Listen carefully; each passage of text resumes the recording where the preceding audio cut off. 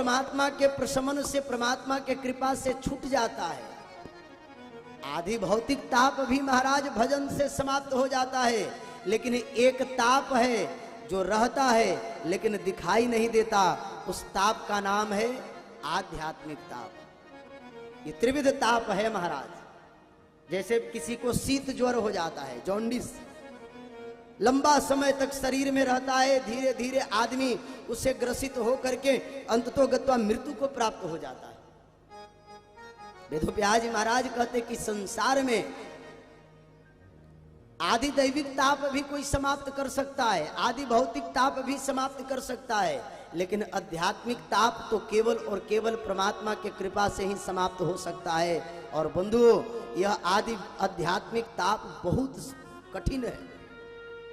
मनुष्य को यह अपने आगोश में जब लेती है तो छोड़ नहीं पाती है, नहीं छोड़ पाती। यह आध्यात्मिक ताप क्या है?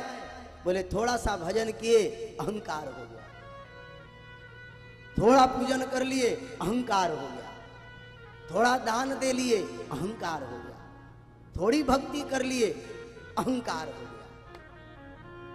यही तो गोपिकाओं के साथ हुई थी।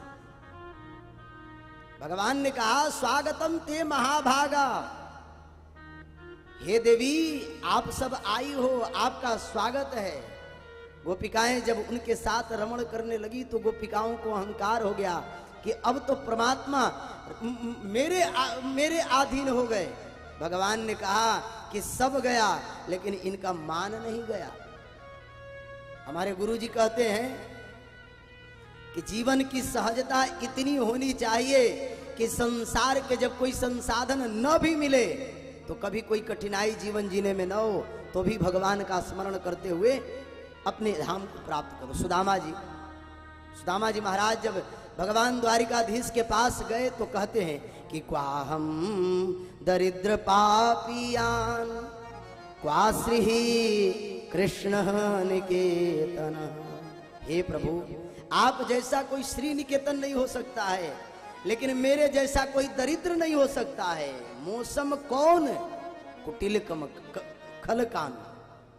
हमारे आचार्यों ने इतना अनुसंधान किया, ये भक्ति के अहंकार भी परमात्मा अपने भक्तों के परीक्षण के लिए उसके अंदर बीज के रूप में जागृत करते हैं, अनायास ही प्रकट हो जाता है।